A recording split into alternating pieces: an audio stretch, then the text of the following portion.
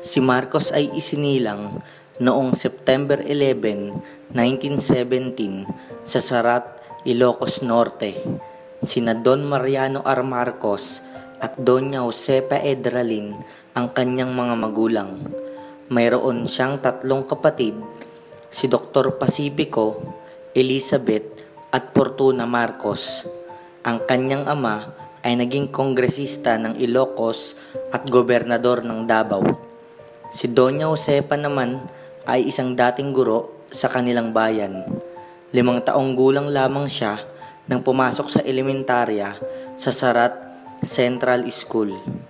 Sa pamantasan ng Pilipinas, siya ay kumuha ng abogasya at nagtapos bilang cum laude noong Marso 1939. Siya ay scholar sa buong panahon ng kanyang pag-aaral sa pamantasan ng Pilipinas at naging kilala siya sa campus dahil sa sinasabing kahusayan sa debate at pagtatalumpati at maging sa larangan ng palakasan tulad ng swimming, boxing at wrestling ay kinilala siya. Nagsulat din siya sa Philippines Collegian, ang opisyal na pahayagan ng pamantasan ng Pilipinas. Nagre-review noon si Ferdinand para sa bar exams nang matalo ang kanyang ama sa muli nitong pagtakbo bilang kongresista. Ang tumalo ditong si Julio Nalundasan ay nabaril at namatay pagkatapos ng halalan. Si Ferdinand ang napagbintangan at kahit pa nga isang mahusay na abogado ang nagtanggol sa kanya, nahatulan pa rin siya ng 17 taong pagkabilanggo. Nasa loob siya ng kulungan nang maging top-notcher sa bar exams at nang maging ganap na abogado ay hiniling niya sa kataas-taasang hukuman na payagan siyang ipagtanggol ang sarili sa kasong ibinintang sa kanya at pinayagan siya ng Korte Suprema at napawalang sala. Nang sumiklab ang ikalawang digmaang pandaigdig, si Marcos ay sumapi sa United States Army Forces in the Far East bilang Intelligence Advisor Officer o Major ng ika-21 Dibisyon ng Hukbong Lakas. Si Marcos ay lumaban sa pagtatanggol ng Bataan laban sa biktima ng mga Hapones at naging isa sa mga biktima ng marcha ng kamatayan sa Bataan. Nang siya ay kinulong at pinilaya ng mga Hapones sa Kapas, siya ay muling dinakip, kinulong at pinahirapan sa Kuta Santiago sa Intramuros, Maynila.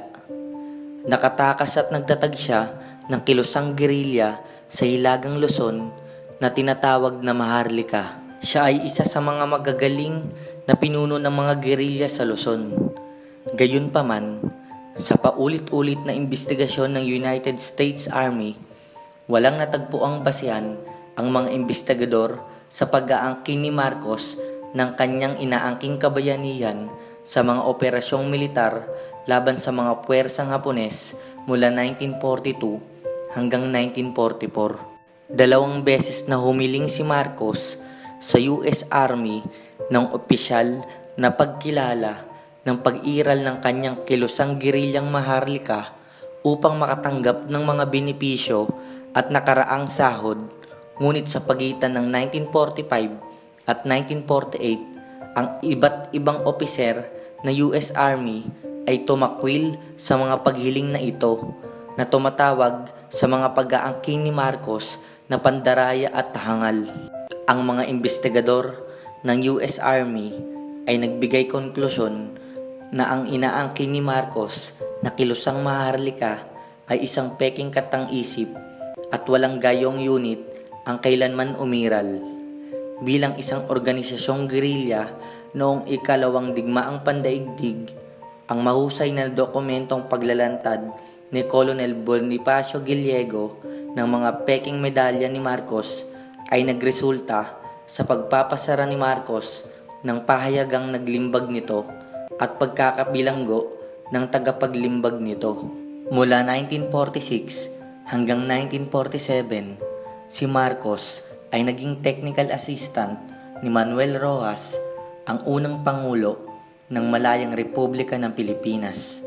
Siya ay miyembro ng kapulungan ng mga kinatawan ng Pilipinas mula 1949 hanggang 1959, ng Senado 1959 hanggang 1965 at nagsilbi bilang Pangulo ng Senado mula 1963 hanggang 1965. Noong 1965, si Marcos na isang kilalang miyembro ng Liberal Party na itinatag ni Rojas ay tumiwalag dito matapos mabigo na makuha ang nominasyon ng kanyang partido para sa pagkapangulo.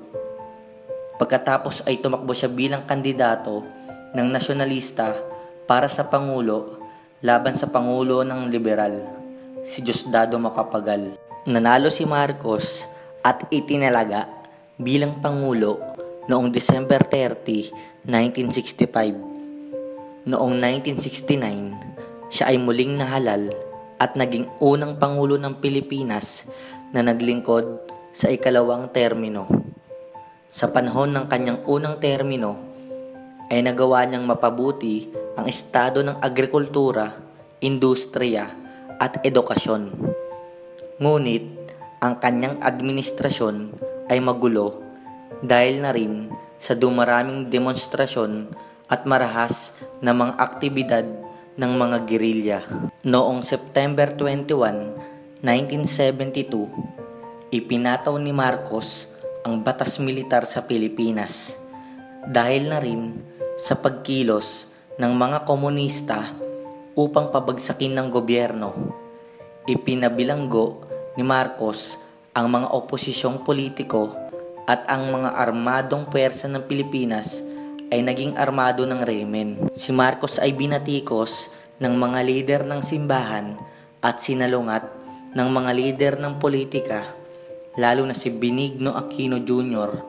na ibinilanggo at ipiniit sa loob ng halos 8 taon sa mga lalawigan ng mga komunistang Maoist, Bagong Hukbong Bayan at mga separatistang Muslim, lalo na ng Moro National Liberation Front. Nagsagawa ng mga gerilyang pagkilos upang pabagsakin ang sentral ng pamahalaan. Sa ilalim ng batas militar, ang Pangulo ay nagtatag ng mga pambihirang kapangyarihan, kabilang ang kakayahang isuspinde ang writ of habeas corpus.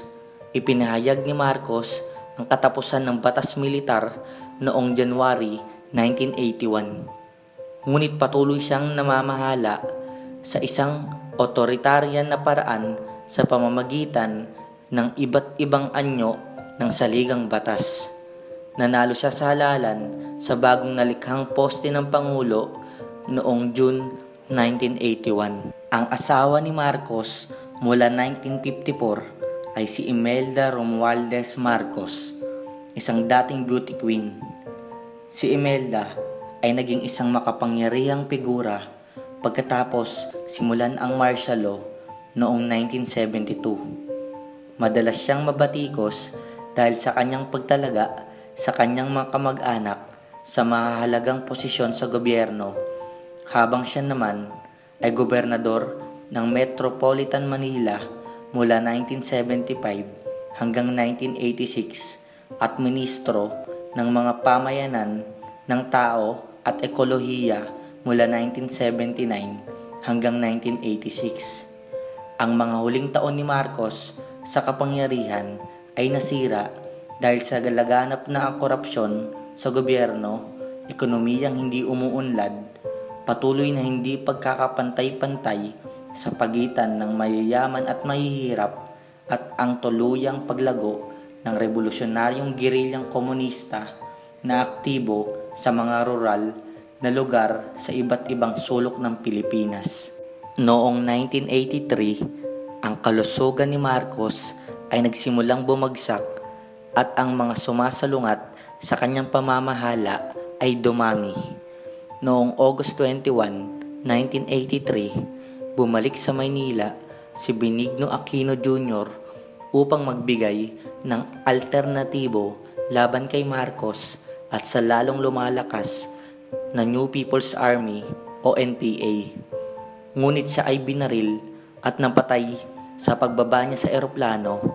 Ang pagpatay ay nakita bilang gawain ng pamahalaan at naging sanhi ng malawakang protesta laban sa gobyerno. Isang independenteng komisyon na hinirang ni Marcos ang nagpatibay noong 1984 na mga matataas na opisyal ng militar ang responsable sa pagpatay kay Aquino. Upang muling ipahayag ang kanyang mandato, nagtawag si Marcos ng bagong halalan sa pagkapangulo. Ngunit isang matinding kalaban sa politika ang lumitaw, ang biyuda ni Aquino, si Corazon Aquino, na naging kandidato ng oposisyon para sa pagkapresidente. Pinaniniwalaan ng marami na nakuwang talunin ni Marcos si Aquino dahil lamang sa napakalaking pandaraya sa pagboto ng kanyang mga taga-suporta sa halalan noong February 7, 1986. Habang labis na pinawalang saysay sa sariling bayan at sa ibang bansa ang kanyang kahina-hinalang pagkapanalo sa eleksyon. Mahigpit na pinananatili ni Marcos ang kanyang pagkapangulo habang nahati ang militar ng Pilipinas sa pagitan ng mga taga-suporta niya at ng lehitimong karapatan ni Aquino sa pagkapangulo. Natapos lamang ang isang matinding sagupaan na naganap sa pagitan ng dalawang panig noong si Marcos ay umalis sa bansa noong February 25, 1986 sa paghimok ng Estados Unidos. Tumakas siya papuntang Hawaii kung saan siya ay nanatili hanggang sa kanyang kamatayan noong September 28, 1989. Narito ang ilan sa mga naiambag niyang proyekto sa ating bansang Pilipinas. Maraming mga patubig, daan at tulay noong siya ay nabubuhay pa. Kabilang dito ang Maharlika Highway, Marcos Highway, San Juanico Bridge, Cultural Center of the Philippines, Folk Arts Theater, Philippine International Convention Center, National Arts Center, Philippine Heart Center, Lung Center of the Philippines, National Kidney and Transplant Institute at marami pang iba. Dahil dito, tinawag siya bilang the architect of the new society. Ang Green Revolution ay itinaguyod niya upang magkaroon ng bagong paraan para sa pagpaparami ng pagkain. Ipinag-utos niya ang paggamit ng miracle rice na kayang magbunga ng mahigit 100 kaban ng palay sa bawat ektarya ng lupa. Hinikayat din ng pamahalaan ang pagtatanim ng gulay sa mga bakuran, gusaling pampamahalaan at mga bakanting lote. Maraming salamat po sa pakikinig at panunood. Hanggang sa susunod po nating pagbabalik tanaw. Maraming salamat po. Pagpapala.